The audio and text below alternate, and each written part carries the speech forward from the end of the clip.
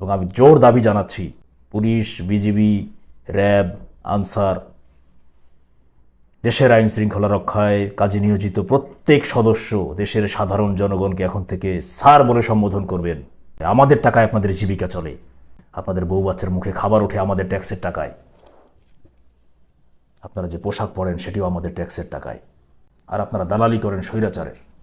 আমি পুরো পুলিশ ব্যবস্থাকে ঢেলে সাজার দাবি জানাচ্ছি এবং সাধারণ জনগণের কাছে আমি আহ্বান জানাই, পুলিশের উপর আর কোনো ধরনের হামলা আপনারা করবেন না দয়া করে। যারা থানায় হামলা করেছিলেন, অস্ত্র লুট করেছেন, আপনাদের কাছে হাত জোর করে অনুরোধ করছি, অস্ত্রগুলো থানায় ফেরত দিয়ে যান।